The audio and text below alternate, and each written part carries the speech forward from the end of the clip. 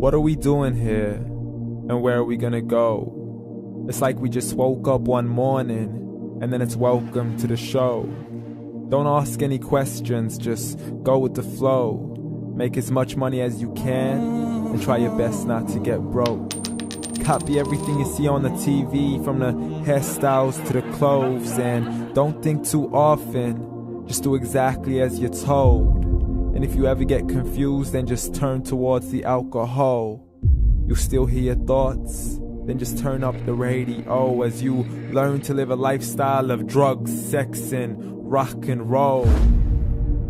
But in all honesty, I just need to know, is there more to the cycle than growing and getting old? Living and dying just to leave behind a happy home and a whole lot of property that somebody else is going to own.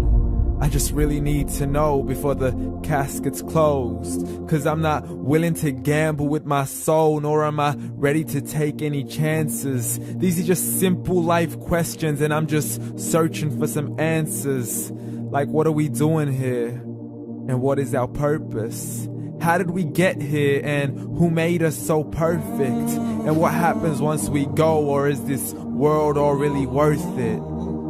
Questions we don't answer because apparently we don't really have to. There's no purpose to this life and our existence is merely natural. Then in that case, please let me ask you, did you create yourself, or was it somebody else who had fashioned you? 'Cause you're a being that's impeccable, faultless and unparalleled. You're a product of supreme intelligence, and I'm merely being rational. For there isn't a camera on this earth that can come close to the human eye, nor a computer that can compete alongside the human mind. And if the whole world was to come together, we wouldn't be able to create a single fly. So many signs, yet we still deny. As science tries to justify that all this could come from none, when it's a simple sum. 0 plus 0 plus 0 cannot possibly ever give you 1. So from where did all this order come? For everything has its origins, a maker, a creator of its own. I mean, the only reason you're watching this video is because somebody had to press upload. So we can believe in the Big Bang, but I'd rather believe in He who caused it to explode. Allah, the creator of everything along with every single soul.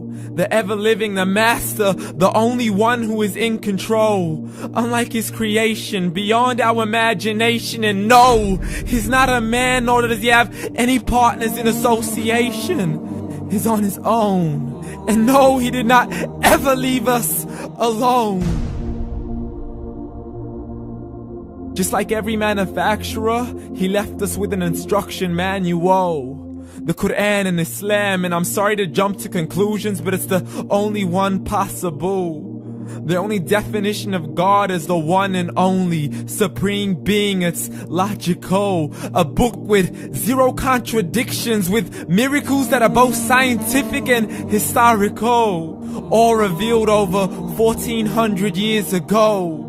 Like the detailed description of the human embryo. The descriptions of the human embryo in the Quran cannot be based on scientific knowledge in the 7th century. To the mountains as pegs holding firm the earth below, and the 2 seas that don't mix in a complete separate flow. To the planets in orbit, alternating night and day as they stay in flow. The expansion of the universe and the creation of everything from H2O. To the stories of the past and the preservation of Pharaoh. To identifying the lowest point in the land where Persia defeated Rome. The gushing fluid that created man in the glands between the ribs and the backbone. And not a word has changed, it's still the same. So please explain how all this was known over 1400 years ago. To a man who couldn't read or write, as he would recite whatever the angels spoke. And if you still don't believe, please try to come up with something that's even close. But you can't, so we took God as a mockery and his messengers as a joke. Muhammad could not read or write.